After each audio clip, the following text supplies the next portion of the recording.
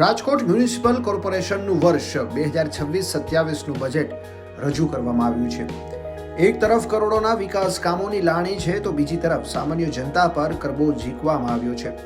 Rajkot મનપા commissioner Tushar સુમેરાએ રૂપિયા 3595.70 કરોડનું budget રજૂ કર્યું છે, જેમાં 95 કરોડનો નવો કરબોજ સૂચવ્યો છે। જુઓ રાજકોટથી મિલન ત્રિવેદીનો રિપોર્ટ। આજરોજ રાજકોટનું વર્ષ 2026-27 ડ્રાફ્ટ અમે બજેટ અંદાજપત્ર સ્ટેન્ડિંગ કમિટીમાં સુપ્રત કર્યો છે। 3500 કરોડની રકમનું અમારું બજેટ એ આ વર્ષે થયું છે। ફોકસ અમારો ઇન્ફ્રાસ્ટ્રક્ચર અને ખાસ કરીને સેચ્યુરેશન ઓફ 3 સર્વિસીસ, નળ, ગટર ને રસ્તા, એમાં સેચ્યુરેશનનું અમારું આ વખતનું મેજર ફોકસ છે।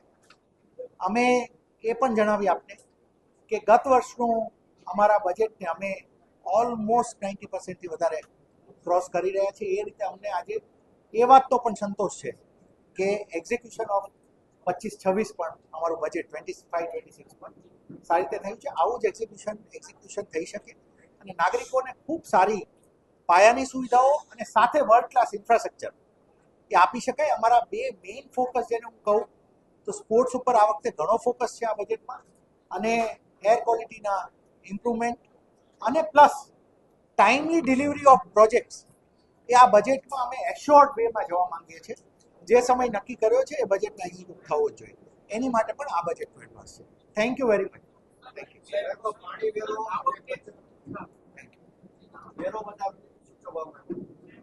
એ પણ મેં આપણે બોક્સમાં આખું બતાવી દીધું છે બંનેમાં। અમારું ટોટલ અમારો એ જે કર છે એનો બોજ આવે છે 95 કરોડ, જે અમે જે ગયા વર્ષે સૂચવ્યો હતો એના કરતાં ઘણો અમે ઓછો સૂચવેલો છે।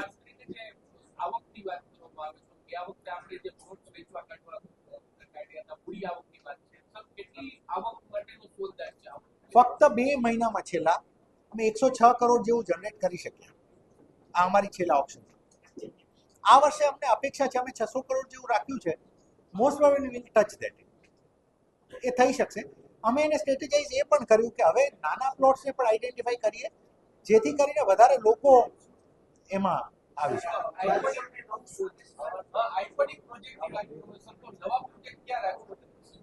અમે એક આખું લિસ્ટ ઓફ અમે 10 પ્રોજેક્ટ આપને એ કરીને આપ્યા લાસ્ટ વીક।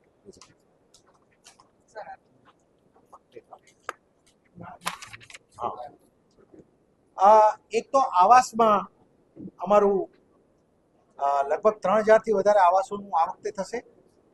એક ડિજિટલ ટ્વિનનો અમારો પ્રોજેક્ટ છે સિટીનો, એ ઈ મેડિકેર અમે એડ કરી રહ્યા છીએ, અને પીપીપીથી સ્પોર્ટ્સ અમે પીપીપી પોલિસી લાવવા માંગીએ છીએ, સ્પોર્ટ્સ ડેવલપમેન્ટ।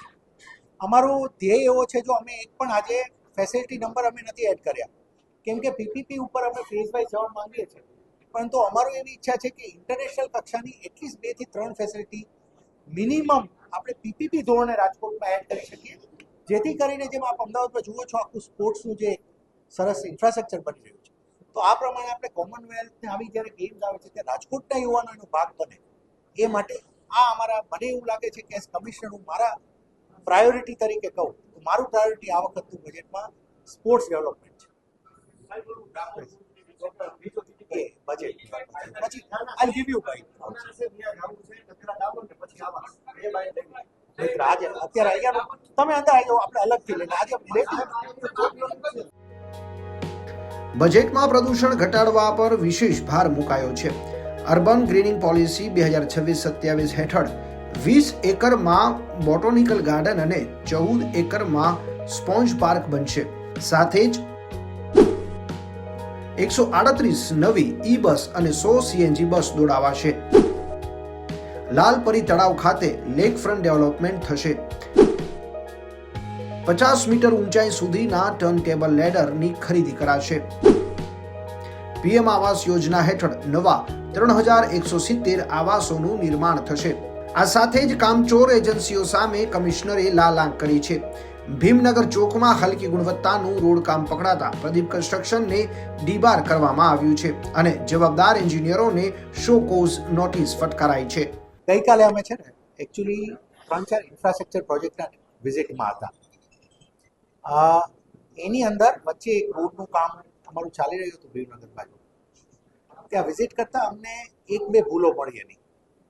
એક તો જે ડામર સ્પ્રે થવો જોઈએ એ વ્યવસ્થિત થયેલો નહોતો. જ્યારે સ્પ્રે ના થાય અને નીચે જો કચરો રહી જાય તો પછી ગમે એવી સારી ક્વોલિટીનું મટીરિયલ હોય પણ એ બાઇન્ડ જ ના કરે.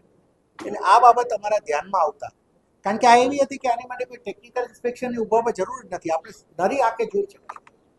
ત્યાં જ અમે જે કંપની કામ કરે છે એને અમે ડીબાર માટેની શોકોઝ નોટિસ આપી દીધી છે.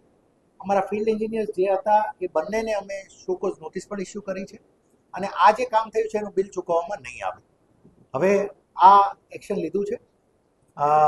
અને ક્વોલિટી બાબતમાં આપણે જણાવીએ કે મોટે ભાગે અમે એ પ્રયત્ન રાખ્યો છે કે રોડથી લઈને તમામ કામોમાં વી પ્રોવાઈડ એટલે રીઝનેબલી બેટર ઇન્ફ્રાસ્ટ્રક્ચર.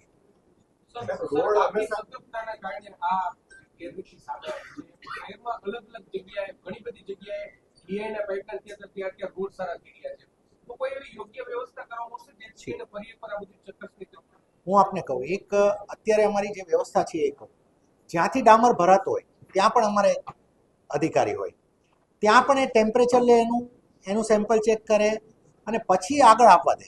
એની દરેક અમારી ગાડીમાં એની પોતાની એક પાવતી તો હોય જ કે આ ચેક થયું છે. ગ્રાઉન્ડ ઉપર પણ અમે એટલે જો 35 એન્જિનિયર જે અમે લાસ્ટ ટાઈમ લીધા, હવે અમારો એક વસ્તુમાં અમે શ્યોર થયા અને આ વખતે અમારું ટેસ્ટ કેસમાં અમે સફળ પણ થયા કે ભાઈ કામની સ્પીડ છે ને એ બહુ જ ઇમ્પોર્ટન્ટ છે. ધીમું થાય છે it doesn't give you credit. એટલે અમે પણ હવે એ રીતે વિચાર્યા છે કેમ કરી શકે.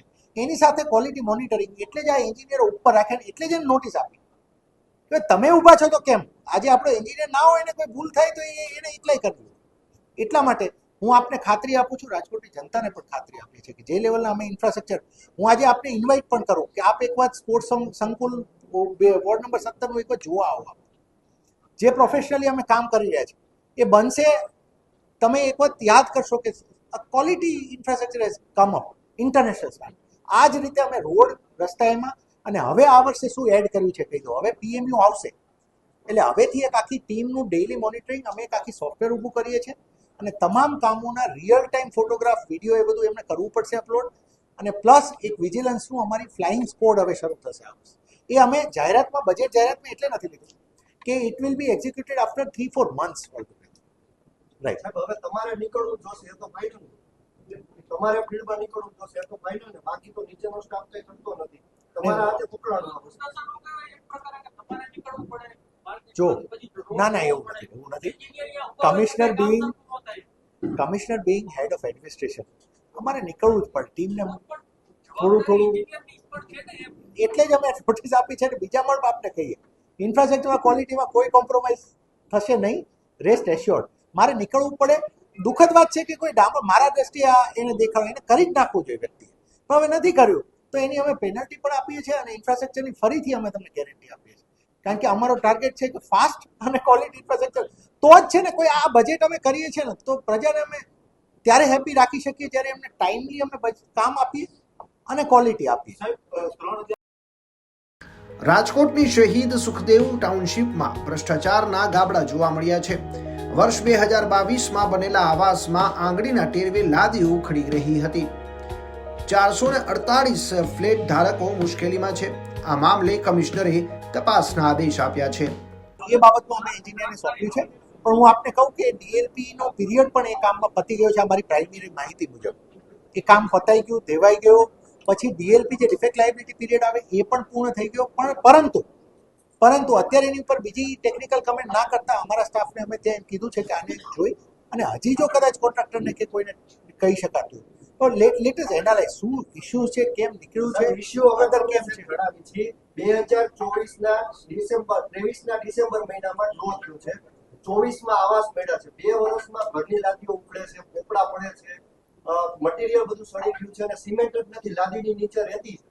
તો સાહેબ આ પ્રકારનો ભ્રષ્ટાચાર જ છે, ચોખ્ખો આંખે દેખાય એવો છે.